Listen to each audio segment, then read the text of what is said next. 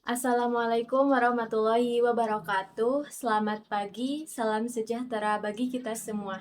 Yang saya hormati Bapak Kepala Sekolah, Bapak dan Ibu Guru TKB, serta yang saya banggakan, Ayah dan Bunda hebat yang sudah hadir pada ruangan ini di hari ini. Nah, Ayah dan Bunda, pernahkah terbesit dalam hati kalian bahwa ketika melihat anak tetangga sudah bisa membaca, menulis,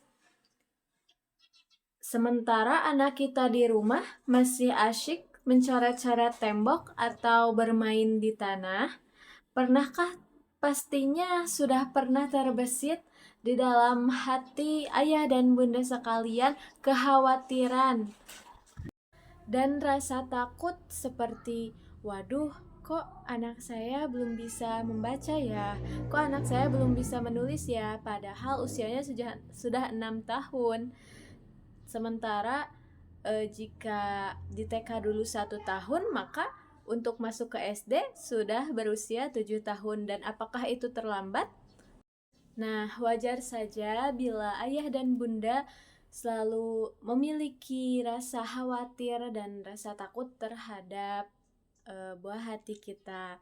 Kekhawatiran itu sangat manusiawi. Kita semua di sini adalah orang tua yang menginginkan garis start terbaik untuk buah hati kita. Namun hari ini saya akan mengajak ayah dan bunda mengubah sudut pandang mengenai sebuah fakta bahwa 7 tahun bukanlah sebuah keterlambatan, melainkan hadiah terbaik, waktu terindah untuk membangun mental dan kemandirian anak sebelum memasuki sekolah dasar. Selama beberapa menit ke depan, kita akan membedah 3 hal penting bersama-sama. 1. Aturan prioritas usia dari pemerintah. 2. Sudut pandang kesiapan mental dari dunia kesehatan. Dan yang terakhir adalah poin ketiga, yaitu langkah konkret apa yang bisa kita lakukan sebagai orang tua di rumah.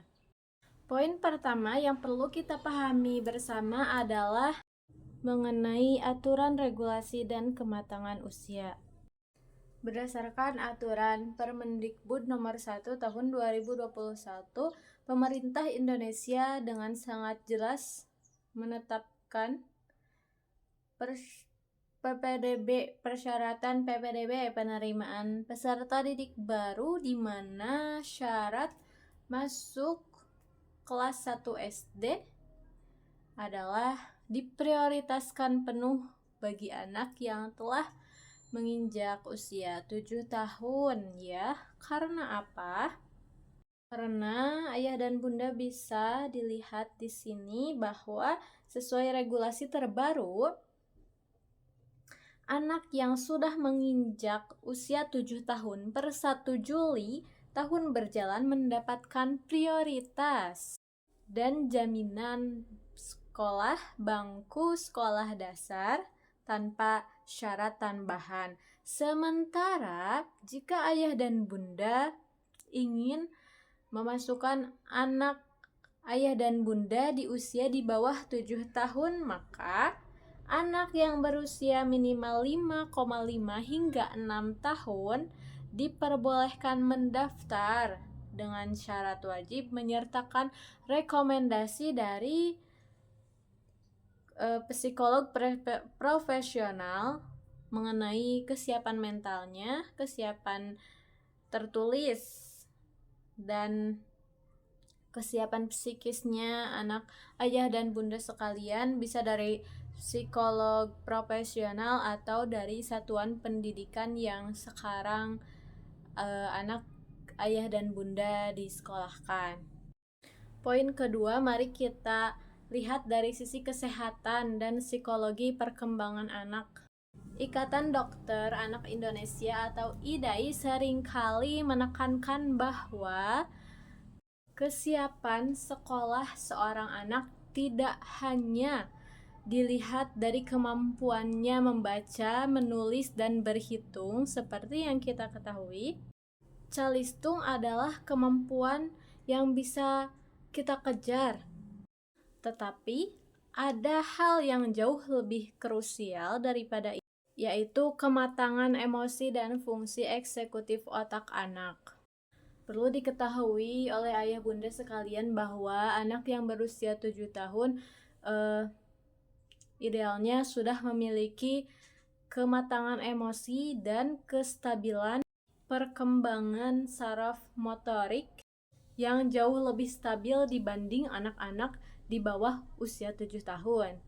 Pada usia 7 tahun, anak lebih mampu untuk duduk tenang mendengarkan penjelasan guru, lebih bisa mengontrol dorongan untuk tidak tantrum saat kecewa, dan hal yang sangat penting adalah mereka sudah tuntas dengan keterampilan kemandirian dasarnya atau self-help skills ya ayah bunda. Anak usia 7 tahun sudah memiliki kematangan untuk membuka bekalnya sendiri, menyiapkan keperluan sekolahnya sendiri, dan juga memakai seragamnya sendiri. Ketika anak sudah bisa mandiri, maka mereka akan merasa percaya diri. Dan anak yang sudah bisa percaya diri akan menerima pelajaran dengan lebih bahagia dan tidak burn out atau stres belajar di kelas selanjutnya nanti.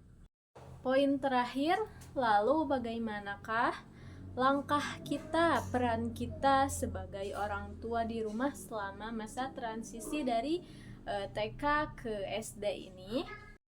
Kesiapan sekolah adalah kerjasama dari 3 dimensi. Satu, kesiapan anaknya sendiri. Yang kedua, kesiapan dari sekolah. Dan yang ketiga adalah dukungan dari orang tua di rumah. Menunggu usia anak matang bukan berarti kita pasif. Justru di tahun terakhir TKB ini tugas kita adalah melatih kemandirian mereka. Jangan lagi manjakan mereka dengan melakukan hal-hal yang sebenarnya sudah bisa mereka lakukan sendiri, begitu ayah dan bunda. Misalnya anak sudah berani masuk ke kelas sendiri, maka ayah dan bunda bisa mengantarnya hanya sampai dengan pagar sekolah saja, seperti itu. Nah, biarkan mereka memasuki kelasnya sendiri agar lebih percaya diri dan berani.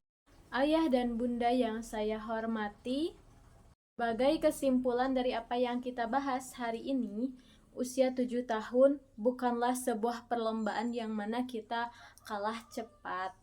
Namun, usia 7 tahun adalah kematangan formal di mana motorik, emosi, sosial, dan logika anak berada di titik paling siap untuk memikul tanggung jawab baru sebagai siswa sekolah dasar.